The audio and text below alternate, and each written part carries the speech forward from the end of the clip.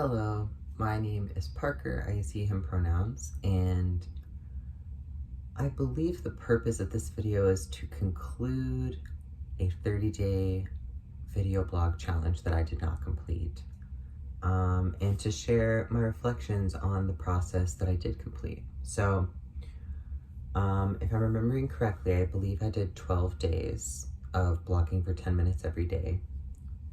When I say blogging, I mean recording myself talking for 10 minutes. And I ended up going on a trip in which it was pretty challenging to find 10 minutes of privacy a day to record a video.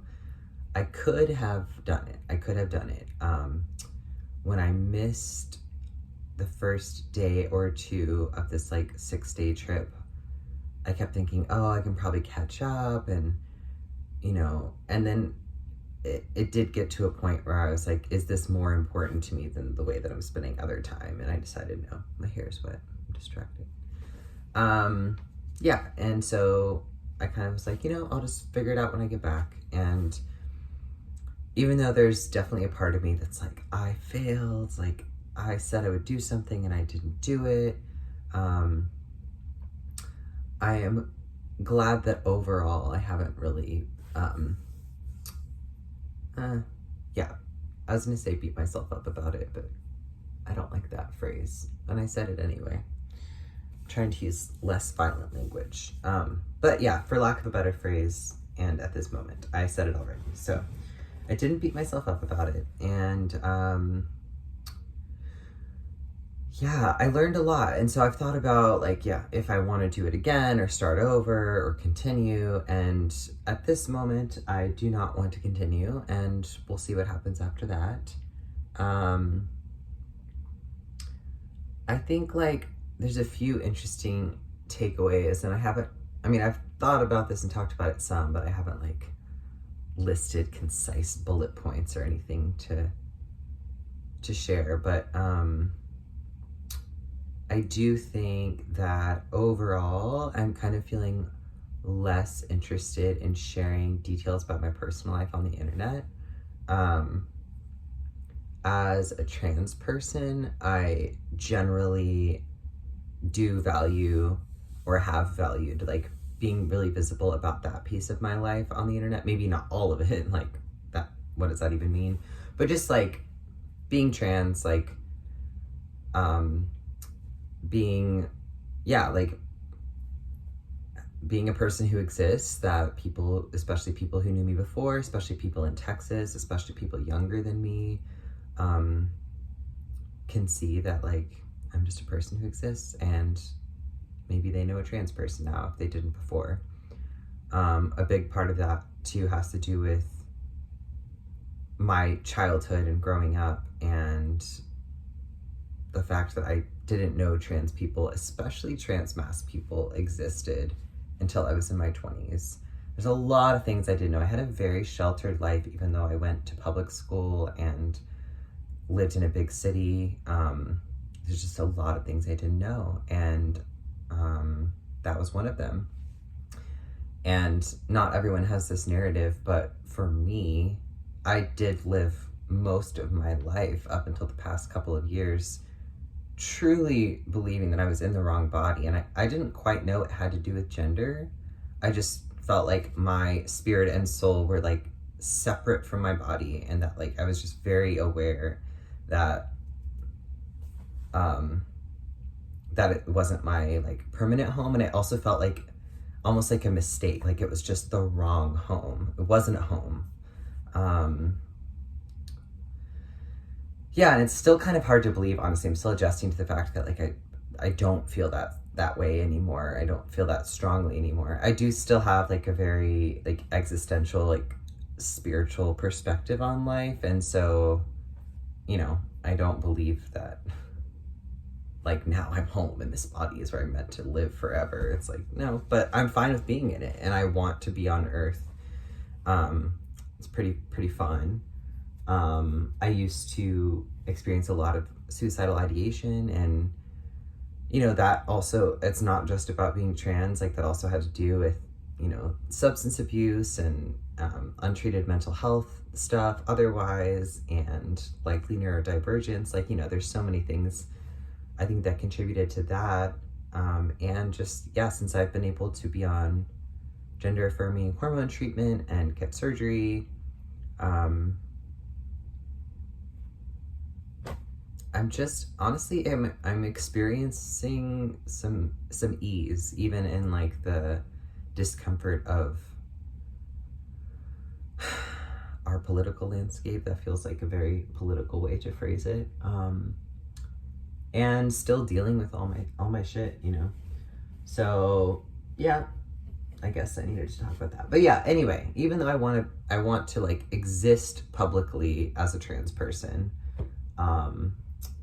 I've been feeling a little bit uncomfortable with like running into people who I don't feel like I know very well, but getting the impression that they feel like they know me because of things I've shared on the internet. And you know, I'm not the only one experiencing this, and I know that like I'm the one who has posted these things, so I don't fault them for it, but I've just been noticing that that's something I've been uncomfortable with recently.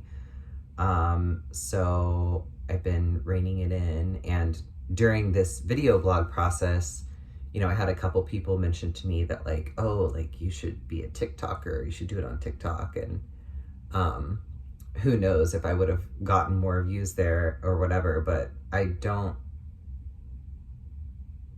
use that app, and I noticed that part of my resistance is that I don't like being on social media a lot, and it just like doesn't feel good to me, and I don't use that app, and I just don't want to.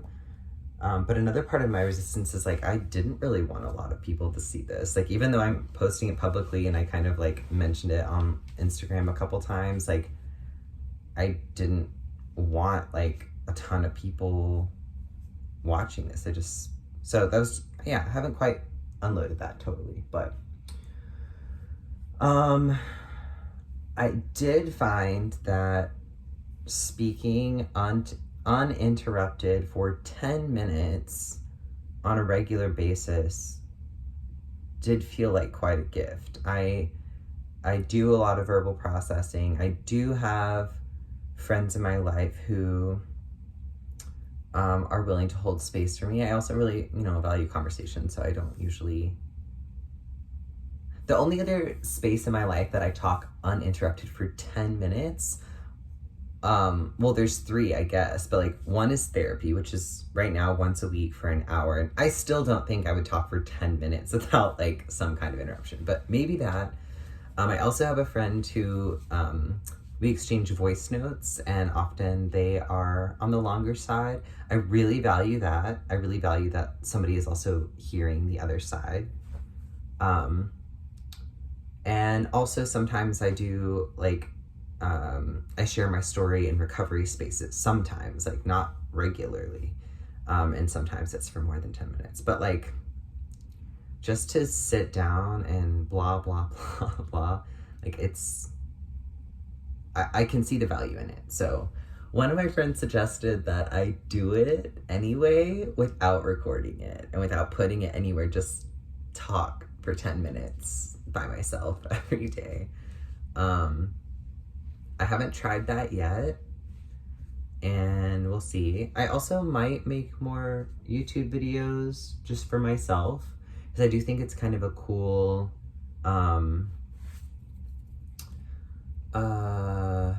what's the word I'm looking for? I don't know, just like record, like kind of literally video journal, but might be cool to look back at someday, and just remember where I was and see myself as I am in this moment. Yeah, and I think the last thing I'll say is just like part of my gender journey and also just my human experience is that like at this moment in my life, I'm feeling pretty comfortable with like, feeling pretty comfortable overall with like who I see when I look in the mirror. Like I feel comfortable with my appearance, so like making a video blog and like seeing my face and hearing my voice, I'm like, okay, cool, that seems like it feels aligned with what I feel like I imagine myself, like feels like that's what's showing on the outside. And I also am feeling kind of weird about my personal style. I'm gonna speak on this briefly and then I'm gonna wrap up because it's 10 minutes, but I don't have to have any rules.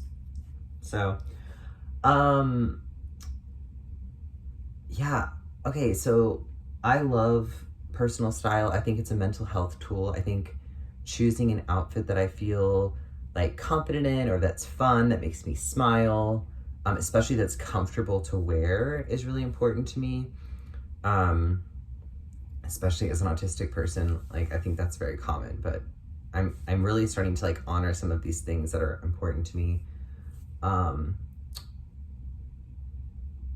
And I've been dressing kind of goofy for a while, and that's fine. I like having a sense of humor and like and being fun, but like all of a sudden I just don't want to wear Hawaiian shirts anymore, and I keep laughing about this. I was telling a friend about it almost this exact same way. But yeah, I just have a lot of Hawaiian shirts and I'm kind of like over it. So I guess when I have the financial means, I'm looking to have a little bit of a different wardrobe. So I had talked about that.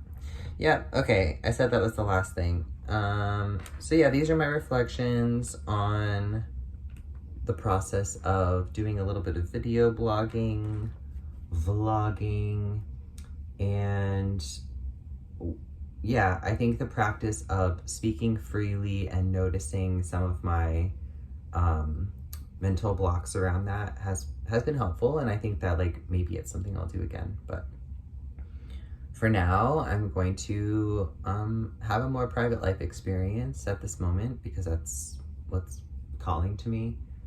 And you know, I think like if somebody watches this video and wants to talk more with me about any of these topics, I would rather the person reach out and have a one-on-one conversation or exchange about it and connect with someone over it than, I don't know, get like comments on a YouTube channel or comments on a TikTok. And yeah, I really would rather have individual intentional connections. And now I feel like I'm like talking shit about the internet. I don't, but I'm not saying that it's bad. I'm just saying that it's not working for me right now, I guess. So that's me. Yeah, if you watched this, if you watched any of my videos, thank you for witnessing me. I do want to be witnessed. It's part of why I put it on here. So yeah, if you know me, reach out, let's chat, let's get coffee. And if you don't, I guess you know a little bit about me. So I don't know what to say to you, but except thanks for existing. Okay, that's all. Bye for now.